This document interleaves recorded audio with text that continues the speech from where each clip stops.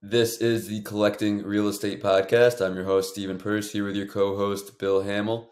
I'm so much more comfortable collecting real estate than I am collecting other stuff.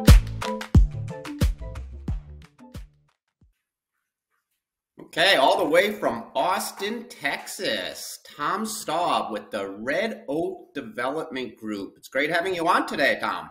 Yes, sir. How are you?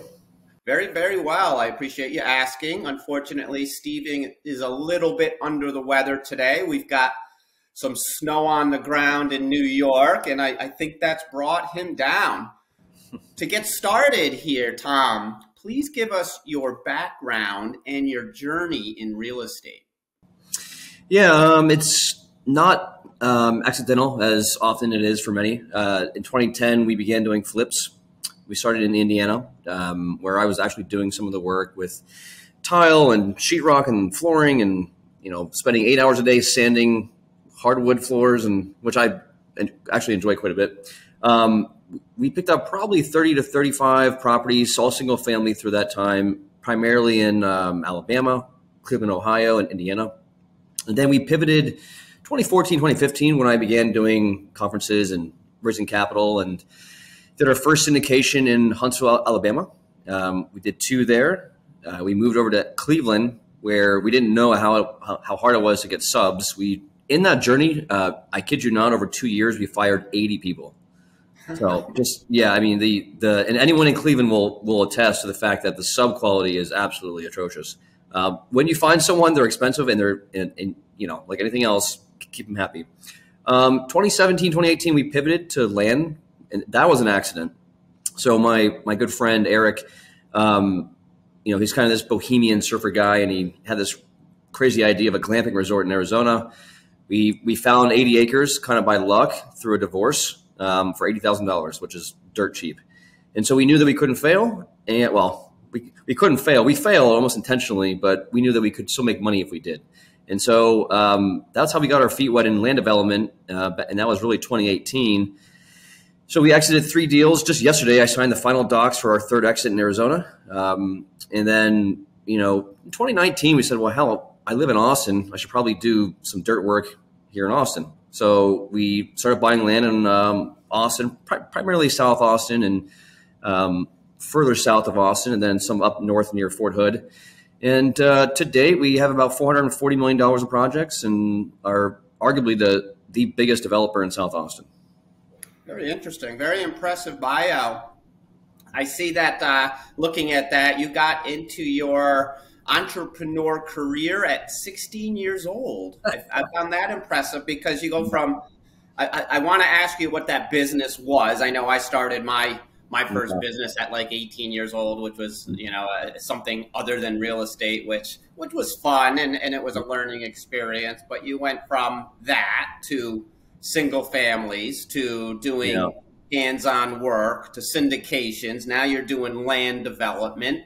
What was that company that you started at 16? Oh yeah, it's so before I get into that, I as I go through life, I'm beginning to realize, and I'm not saying all entrepreneurs, but a majority of entrepreneurs that I meet have some sort of rebellious DNA in them. And I'm not saying like rebellious like law breaking, but they're courageous in the sense that they don't necessarily follow the sheep. They kind of look around and see what else is out there for them to either exploit or take advantage of in a positive sense, right? And so back then, I had a good friend whose parents made him cut grass, right? And again, it's 16 years old. I was trying to find a job. Back then, I was making $4.25 an hour doing dishwashing, right? It was awful. So $48 a weekend, which is horrible, no matter what age you are. And I said, there's got to be more than this. My friend was making $20 per lawn cut, and he was lazy, didn't want to work. I said, hey, man, I'll take it over. And I recall I printed off 10,000 flyers, right? And actually, it was funny enough, last night at dinner, I was telling this exact same story. And I went door to door. Initially, I was putting it in mailboxes, which is illegal, apparently. And so I was doing door to door flyers. I had 19 clients, but I had no equipment. So I kid you not, I had this beat up 1995 Honda Civic. I tore out the back seats. I I put a hitch on it. I bought a trailer, all the equipment, and I I put up these wood panels. And like on your mailboxes, those cheap little vinyl stickers, I used those, and I put Staub's landscaping. So, at age 16, 17, I'm making $800 a week under the table. I was printing off invoices, and and that's a lot of money for a 16-year-old kid. And then I right in my college year, I sold it off to a local guy for like $12,000, and then that was it. So, wow, that's fantastic. That's a huge victory right there. I'm sure you had all your liability and workers' comp insurance on that. Zero. You sold it off for for $12,000. That's fantastic. Yeah. And I was surprised by hearing in your bio, once you got into the single families and some of the distress stuff, that you were doing the hands-on work. You've been able to really progress in so many facets of real estate till now. How long did it take you to realize that hands-on work was not the best use of your time? So my background, I've always been fascinated by money, and primarily because growing up, I come from a very modest, almost poor family. So anything that you have in scarcity, I think you tend to gravitate towards in some fashion. So money was mine. I was reading about stocks and options at age 16. And so I lived in that environment, went to Morgan Stanley out of college, consulting, yada, yada, MBA. But once I started doing real estate, I learned that no one respects you in the game at that level unless you've had a hammer in your hand, right? So it was very intentional as to why I did it. I could have paid subs and just, had a system. But then as I began to do deals, there were nuances that I just didn't know. So one, it was a learning curve, but two, it was a matter of just self-awareness and self-respect to go and work with the subs, understand at the ground level how they work. So it's very intentional. It's kind of like this flow state too. I mean, doing tile work, depending on how big it is and how intricate it is, it's somewhat zen, right? As is sanding wood and finishing 1,000 square foot, chestnut wood floor from 1900. There's something soothing about that, right? So the whole process for me was very enlightening. Now, once I pulled my back, moving tile boxes for 2 weeks, and then having my only nervous breakdown in life was managing subs. And I recall it was in Cleveland during the syndication. There was so much activity happening, chainsaws in the backyard, subs paint, and so much noise that I became paralyzed. Like I just sat there in stillness. That's when I realized that the sub management game is just not for me, and it's better to pay someone else to just go manage it. Oh, geez. I jumped into the same way, but I didn't do it intentionally. I jumped in thinking we had to do everything ourselves because we didn't have any money, and just working hard made the most sense to me. And many, many years later, I realized, wow, I understand the value of learning how to swing the hammer, get that respect. Yep. But once that respect is established and you have a growing business, yeah. So I learned way too late. But I understand. Also, we continue to do the work because we're frustrated with subs. If we can't get the work done properly, we might as well do it ourselves. So that's another one of those growing pains. Yeah. I see that. How many years were you in the smaller properties with distressed and all of that until you got into that next stage of your career, which I'll let you explain, as far as getting into some syndications, flipping, and private lending? Yeah, I mean, I attribute a lot of my curiosity and first steps to now a good friend of mine, Marco Cintarelli from Nerado Real Estate. And so what he preaches is not wrong. The idea of scaling up a portfolio of rentals, cash flow, retire, but they're not passive, frankly. And so, and as you scale up more and more, I'd say past 8 to 10 properties, you really start realizing that it becomes a job. It's not this passive idea as it once was. So about 4 years we spent doing these flips, these BRRRR methods, all that, back before it was that sexy of an acronym. But then, I recall back in 2014, 2015, we also had a turnkey business where we were flipping and selling some as well. And I had to sell the idea of owning rentals. No one, like, it was a foreign, idea that you could have a variety of rentals. You can manage it through a platform, all that. Or you could do it from not your backyard, right? In fact, I have a book out called Beyond Your Backyard, which is, a way to understand how to invest outside of your backyard for real estate. But 2016 was really the point of change. And I think, once Wall Street and others began to realize real estate's an actual asset, it produces income, that's when everything changed. And that's when we pivoted. So 4 to 5 years ultimately, and believe it or not, after that time, I began to liquidate my assets. And now I have just A-class properties that have 10-year tenants. They don't ever call me. I do one walkthrough a year, change filters, do snakes through the plumbing lines, and that's it. Interesting.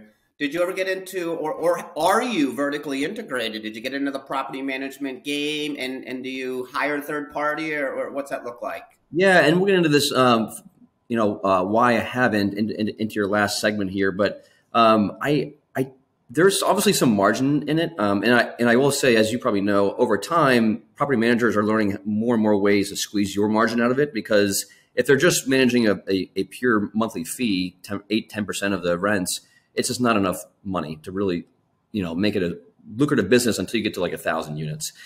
So I never had interest in that, and kind of like the subs. I mean, managing tenants can be a pain in the ass too. So. Yeah, and it becomes a focus issue. If you're focused on property management, you're not focused on, growing your business. Same thing with if you're focused on subs and doing that work, you're clearly not focused on finding that next deal. I like how you're in Class A. Class A is clientele and properties that are easier to manage. Are those syndications? And tell us about, I know that you did get a group of investors along the way. Was that the real vehicle to get you to those bigger Class A properties? Yeah. So, I've tried A, B, and C class. I do think, from my perspective, and I'll give you a minute explanation as to why, I do think B class is actually the right way to go. Now, primarily because in a down economy, people go from A to B, B goes to B to C, right? In an up economy, C goes to higher C or B, and B goes to A, right? So B is always in demand. So there's one. Two, there's, the B class tenant is often blue collar, hardworking, but still respectful to your properties. They yield good enough rents where they're attractive cash flow numbers. They don't have the best schools. They have decent schools. They don't have the most modern look, but they're good enough. So and the price points tend to be where I used to like to play, which is like the 120 to 210 range. That's where I play with most of my rentals for most of my life. Even now, if you get above 300,000 for a rental, those can be hard to fill. Now, if you fill them, treat them right, to your point, and then you have great tenants. So, and now it just so happens to be that most of my A-class properties are the ones that have the best tenants. So, no, understood, and I see the value in the Bs. That's my template at this point. It's finding that, and I know it's not finding great deals is not easy in any market, first of all, but finding that Class A location, but C plus to B minus asset that you're able to do that value add and really build massive value in a short period of time. Did you do any of that, or tell us about any of those experiences? Yeah, I mean, to your point, it's back in, let's say, 2016, right? Arguably, you could use parts of like San Francisco as like A-class areas. Again, back then, right? High income people. So if you found a dilapidated property, which would be that C-class asset in an A-class location, there's a ton of value to tap into there. It's just a needle in the haystack, right? To your point. So, yeah, I mean, location's always been important to us. So we do have a whole scoring system that we used to use, and it was really based on metros more than it was, metros and neighborhoods. And also we kind of had a prototype for our model. So always 3-2, maybe a 4-2 depending. Ideally a single story, 2-car garage, 1,200 to 1,800 square feet. on that quarter acre or below. That was the main model. So almost all my properties are these ranch style brick or just wood framed homes, which has been what we know. So, like Huntsville, right? Huntsville has a lot of B and C class tenants. Very hard to find. There's some small areas of A, but that metro is booming. It's diverse economy. It's federal backed with a lot of the space research and the defense. And so in a downturn, that's going to be a great market, right? Indianapolis is another stable, almost boring market. It appreciates 4 to 6% year over year. That Midwestern values of people. So they're usually good tenants that I've experienced, at all B, C, and A class, right? And so, I would love to own in Austin or Dallas, right? Or Columbus, Ohio, or Denver, Colorado, like really sexy markets. But again, A class location, but super hard to find those C class assets. I love how you explain that buying criteria where you're now specifically explaining 3-2s, 4-2s. Get into that a little bit deeper, because I know I have my buying criteria where there's 5 or 6 points when I was buying older buildings. Now it's changed a little bit as I try to get into newer assets outside of the inner cities. But not only location, but also, does it have any meat on the bone? Meaning, can we add value to this property? But that buying criteria, specific amenities, specific unit sizes, get into that a little deeper. Yeah, I think for me, it was a lot of just learning by mistakes, right? I had bought 2-story homes, and there's nothing wrong with it. But keep in mind, if there's a bathroom upstairs or your washer's upstairs or furnace is upstairs and there's a leak, where does it go? Well, there's gravity. So your damage is a lot higher in 2-story homes, typically, if you have a severe situation. I think in terms of the size, if you have a 2-2 or a 1-1-2, your market essentially rules out most families, right? So there's 2/3 of the market already. And if you go to 4-2, there's some families don't mind an extra room. Now with the work from home kind of phenomenon, it might make sense to do a 4-2. And then you go to 5. Most people don't need 5 bedrooms, right? Also, it's probably going to be a house that's over 2,000 square feet. And so just by the law of numbers, you're going to have more area for maintenance, right? And so again, being that 1,200 to 1,400 square feet, 3-2, maintenance is generally lower, single story. So you have lower risk of any sort of plumbing breaks on the second floor.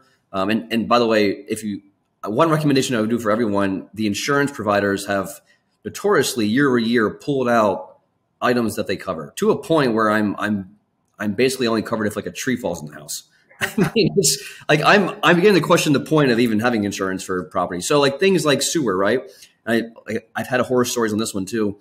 Sewer is now almost a separate policy. If there's a sewage leak or a sump pump break and there's backups in the sewer, you better have that covered, and that is, I would encourage every investor out there to make sure your policies cover that. Same with pipes that are frozen. They now fall under the acts of God, right? Which pushes them away from any sort of liability claims. And those are expensive repairs, right? And so point is, I've basically looked at the properties as how can I mitigate any sort of headaches and risk. And what I have found is that the 3-2 brick, if you can find it, 3-2 single story, 2-car garage that's kind of the sweet spot. No, and those are desirable. So if we can get properties that aren't on every block, you have a rare unit that isn't available to everybody, and if it's desirable with that bedroom count, bathroom count, you're able to attract a great tenant that is going to be much easier to manage. So there's huge value there. You mentioned different locations in Ohio, Alabama, and I know you've had some success over in those areas. Explain the deals that you got into in Alabama and Ohio. Maybe give us some tips on how you were able to make such great returns on those.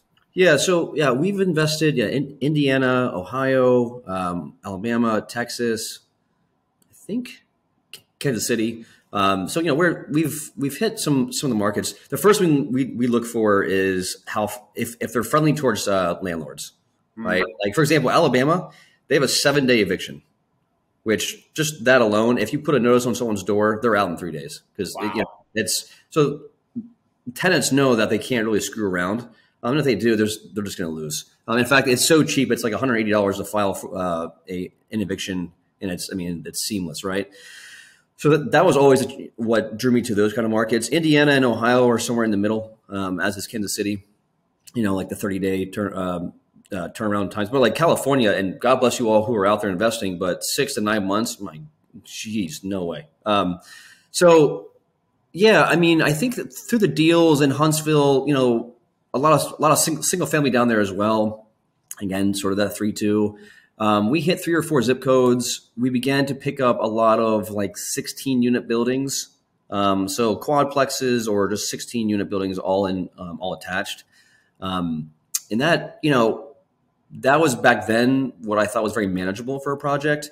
If I could do it over, I would probably start in the 20 to 40 unit range. Because you're still managing all the subs, you're still doing line item work, you're still doing punch list, everything else. So if you're gonna do it for 4 units, it's not a whole lot more work to do it for 10, and really even up to like 16. So, it's and also, by the way, if you have 40 units, the economies of scale kicks in, right? So if you have to replace a roof, well, if that roof is $30,000 over those 20 units, it's very cheap. If you have 1 unit, in today's prices are probably $6,000, it's 3 times the cost. So there is a sweet spot of where the cost of maintenance and repairs, kind of begins to be favorable towards the bigger projects. And so our biggest one in Huntsville, I believe, was 28 units. And then, just a standard syndication. Property was built in the 1980s, C-class asset, and probably a B- area. So it was the standard: buy at a high cap rate, sell at a lower one. So forced equity. Yeah. So did you do a little bit of value add, get some rent growth out of that, and the growing hot real estate market also did a lot of that value add for you? Yeah, back then, like 16 through 18, it wasn't as booming as it was. Tell you what, if I had held it through 2021, different story. But most of those rents back then were like $600 a month. Market was $850, so there was plenty of room to force the value there. And we also look for the kind of rehabs, right? I do a lot of like hard money lending to friends of mine that do flips, and they take on some of these projects in like Columbus, Ohio, where they're gutting the walls and tearing up the floors, and like, oof, geez. We always look for more of the lipstick cosmetic repairs. Now, Cleveland, we did take down like full on, down to the bones. But in Huntsville, it was always just lipstick cosmetic rehabs. Yeah, and geez, I can appreciate that. I learned that early on too by buying. I bought a gut job where there was a major fire on a large building, and we made some money on it. But boy, was that taking away from my focus and energy for 5 or 6 months. Yep. And in relation to, making other deals where we had light to moderate work, making the same money. So that's how I learned along the way, where you have light bulb moments where it's, wow, if I can make the same returns on something where we're just throwing lipstick on a pig type remodels in relation to just working and focusing so hard, making those same returns, I don't even look at those seriously heavy lifts at this point. It just doesn't seem worth it. Stay patient and just wait for that next deal that fits. Yep. That buying criteria that we've been able to establish with experience. I love how we're making these stepping stones from, your single family to syndications in different states. But you just mentioned hard money, private lending. How long have you been doing that? And is that just another nice pillar of income or source of income that you're going to continue? Yeah. So, I think through all my 12, 13 years of doing all this, I've really, so this guy, I won't say his name, but he's a, 1 or 2 billionaire fellow, made a lot of money in real estate. He told me at some point, you will realize that it's not about return on investment. It's about return on headaches. right? And back then it meant something, but fast forward to today, it means a lot. And so I've really been trying to focus on maybe not the sexiest returns if it's 8, 10, 12, 14%. But I make 0 phone calls in a month. I check in quarterly for 30 minutes. That to me is very valuable, right? So note investing, or just essentially giving money to teams that I have a team out of Kansas City. I've been giving them money since 2017. They do 108 deals a year, give or take. And they're a machine. And so I have a float in the $2 to $2.5 million range with them, and they've never had a failed deal. And I have a process with them. We close fast. It's just, it's 11% interest and 3 points and 6-month terms. And so, we're making 14% on our money annually. And so, and it requires very minimal work. And that's where I've been slowly trying to take my real estate journey, is into these private money lending deals, into seller financing deals with land, things that essentially make you the mortgage carrier, right? Yeah, no doubt. You've created that system, and you have that comeback customer over and over and over again. Why would you stop the private lending, especially when you've been able to partner up with that gentleman who has a lot of capital to put to work? Yep. Leading right up to, you mentioning you got into land development, and, you learned by failing. I guess a lot of us have heard it. You're failing forward. Yeah. Is that now your focus, the land development, or you still play land development and multifamily?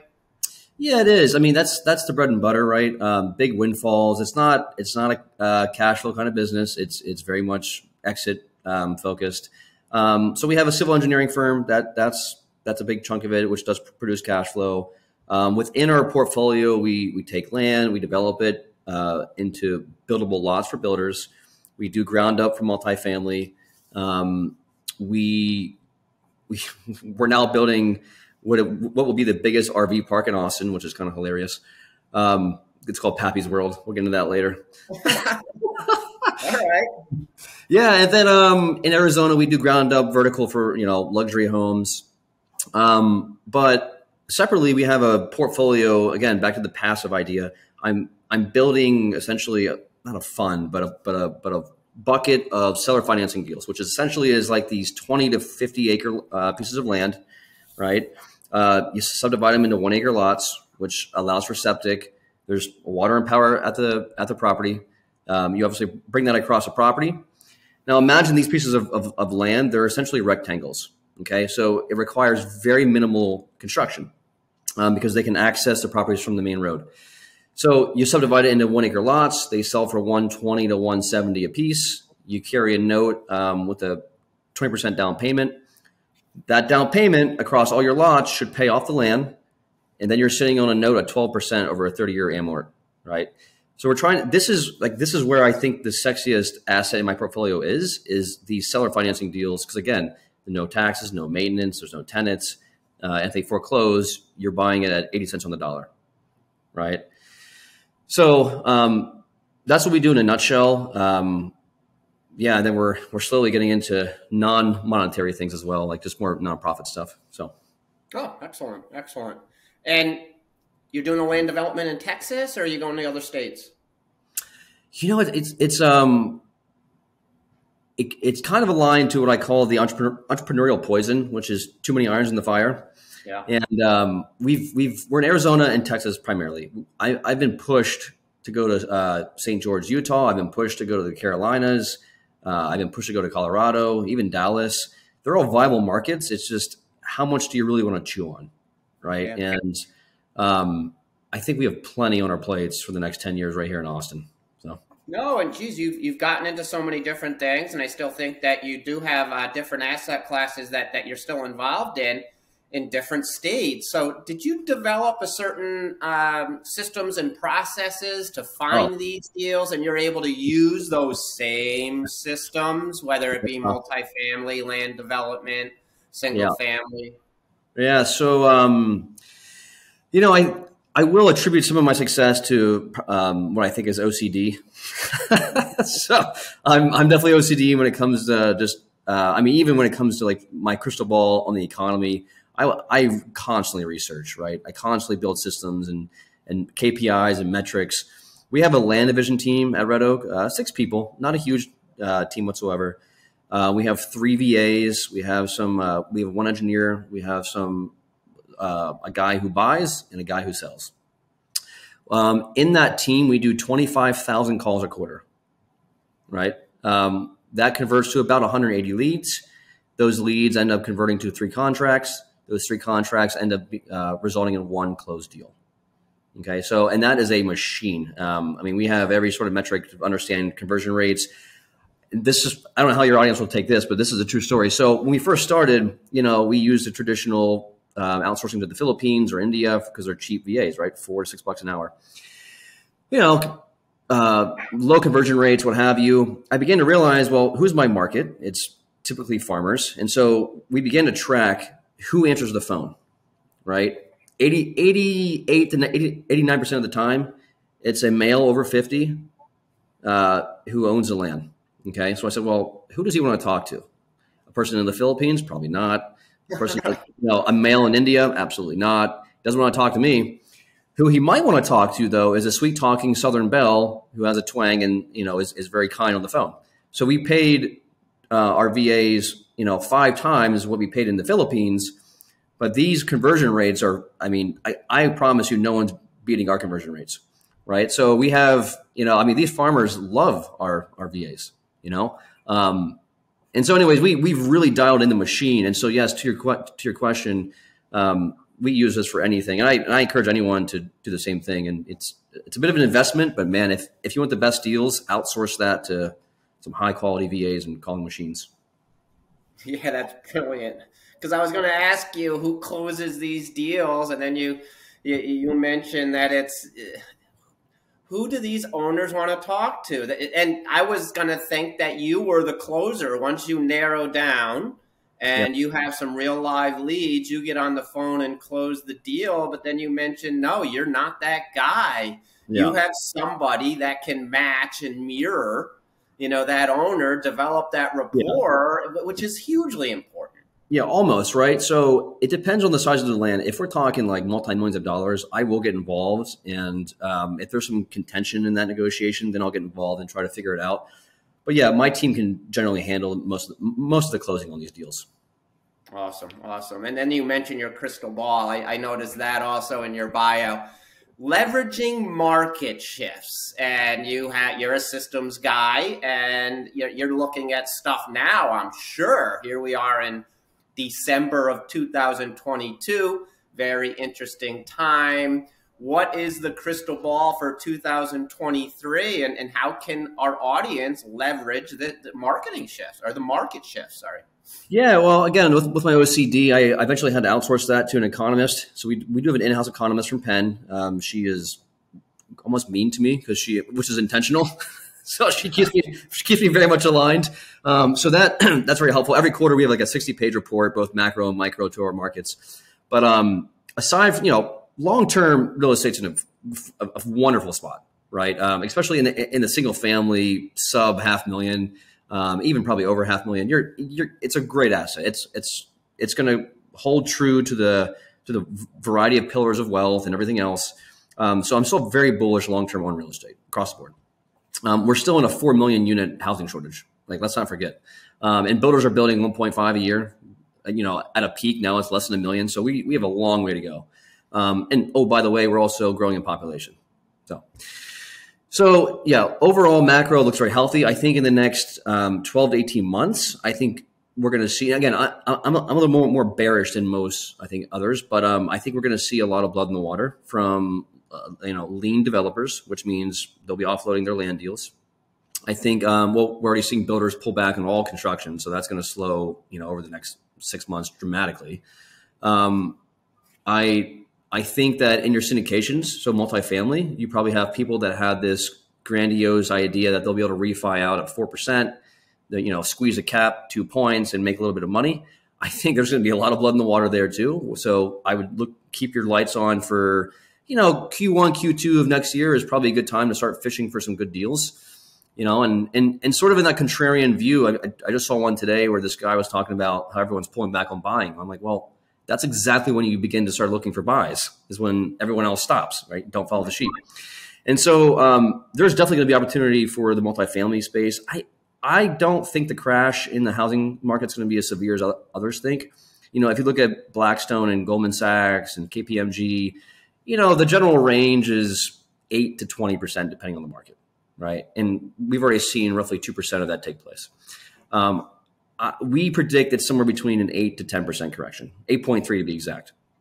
But that's not going to last forever. In terms of the terminal rate of the Fed, we think it goes higher and longer. So we do think it's going to be 5.25%, 5.5% potentially, which means 30-year fix is generally 1.7% above. So I think mortgage rates hit 6.75% to 7 pretty much all the way through 2023 and potentially even half of 2024, which means that you got to position yourself basically through 2024. That's how we're seeing it. And we expect a strong rebound going into 2025. So every one of our projects, at least for the most part, it's all slated to begin to deliver Q4 24, Q1 of 2025. So again, this is my prediction. I could be too conservative. I've heard a number of grumblings of the other direction, but we'll see. And there's arguments on both sides. There's this housing shortage. Population is continuing to grow, which allows us to have that bullish attitude on multifamily. But then, just like you said, on the builder's side, they're getting high interest loans. They're getting construction style loans, and there's so much uncertainty there, where you're going to see some opportunity on that development side. And as you mentioned, a lot of syndicators 2 or 3 years ago underwrote 5% interest on their refinance. Their underwriting is completely blown. Yeah. So they may be forced to sell, and there's the opportunity for multifamily people to get into the game because we're still bullish. There's still a shortage of housing, and I don't know what the rent growth will be, but it's fair to say in the right locations, we're able to keep occupancy at higher levels. So I was speaking to someone yesterday about this, a deal that comes across our desk now. Okay, we're underwriting it at 6.5% interest. Yep. I'm underwriting the refi in 3 years at, say, 8% interest. Everything else is the same. We're still going to be doing our buy, value add, rent growth deals and the refi in 3 years. Nothing's changed. Right. Yeah. One nuance to this, as demand falls, it also falls for commodities. Now, what does that mean? Well, look at lumber, right? Lumber is back to pre-pandemic levels. You're seeing PVC, copper, plastics. It's all coming down. So if you're timing this right, again, the calculus is a little bit tricky, but if you're timing it right, you might begin to buy materials, lock in contracts for subs sometime in Q2, Q3 next year, when everything's kind of at a lull, prices are low. That might be a way to help your margin, right? Now, you have to already own the asset, which is not a good idea, but we're also pausing all construction until Q2 of next year on the dirt, because we think commodities will continue to compress, and then that'll be a way to increase our margins 10-15%. So again, that's a very much crystal ball guess, but that's what I'm assuming. Okay, I love that insight. Before we get into these last questions that we always ask on the Collecting Real Estate podcast, I did not forget about Pappy's Mobile Home Park. Tell us about that. Yeah, Pappy's World. It was going to be 1,000 slot RV park, water park, whatever. It's going to be. So now it's 700 RV slots, a water park, RV and boat storage. So if you're from Texas, and if you're not, there's the world's biggest convenience store. It's called Buc-ee's. Okay, now this is a $500 million company. Very unassuming. These are stores that have 110 to 130 pumps. So massive, right? They draw a crowd. And if you ever go into these stores, when I first moved to Texas, everyone was like, oh, Buc-ee's. I'm like, what the hell is this Buc-ee's thing? Like, it's a convenience store. And I finally went into one this past year, and man, they have their science down. This is no joke. This is like a carnival, and the beef jerky. They have the fudge always going, and so there's a smell when you get there. They don't even advertise gas prices. I heard that because you just go there for the experience. So no one knows what you're paying for gas. Every pulled pork sandwich, they have this like hurrah sort of announce. So it's this whole plan. Everything's planned out. Anyways, as we were leaving, the county commissioner was leaving office. She didn't win the race, but she said, "Hey, you've been a great person or partner to work with. I'm going to do you a favor. The largest Buc-ee's, my friend owns 150 acres right next to it, right off Highway I-10. And we need an RV park because right now in Austin, every RV park is at capacity for 2 months." Now, here's the deal. I don't know anything about our RV parks. So in my head, I'm like, oh, geez, like this is a mess, but it's a home run of a deal. So to put it in numbers, each one of these slots produces around $250 to $300 a month in cash flow. All right. So we're doing 700 of those slots over a 10-year period, plus everything else in between. So these are cash cows. Now the Pappy's World name, there's a guy on my team, he's 38. I'm almost 40, but he is probably the least technologically advanced person that I know at his age. So we call him Pappy at the office. So we got the idea because it's kind of a shtick like Buc-ee's, but Pappy's World is going to essentially take on the Popeye the Sailor Man kind of emblem. So think of it like that, kind of that shticky sort of Texan, thing. So. I love it. That's a great brand. It's very well thought out, and it's got a fantastic story. Yeah, we've all learned how important it is to have a great story, and Pappy's is right next to Buc-ee's. Yeah, exactly. A match made in heaven. But I love how you said nothing about RV parks, but you certainly know plenty about supply and demand and analyzing a real estate investment to see those cash flow numbers. Yep. That's fantastic. I also have to point out that value of that relationship. Oh. You wouldn't have known unless this person who was just leaving office tipped you off on this. Oh, yeah. Yeah, big time.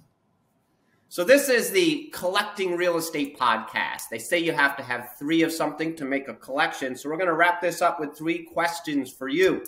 Number 1. In 5 words or less, what's the most important thing you've learned since you started collecting real estate? Yeah, and we kind of alluded to it. What's your return on headaches?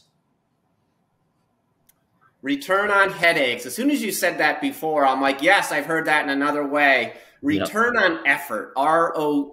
I think that is the same exact concept. Number 2, what are your 1 to 2 year personal goals?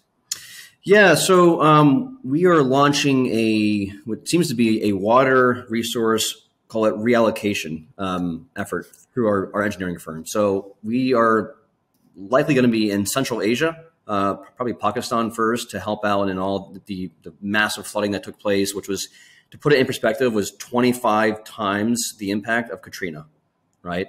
10 million people. So we're going to, we're really big on making this happen through our engineering services. So our nonprofit is really a focus over my next 2 years, as well as keeping my company and my employees very happy and inspired. Oh, that is awesome. What an amazing, amazing thing that you're doing. And please, on this next question, I want you to make sure that you tell the audience on how we're able to help you with that. But last question for you is, how can we and the listeners assist you? There's a great way to do that.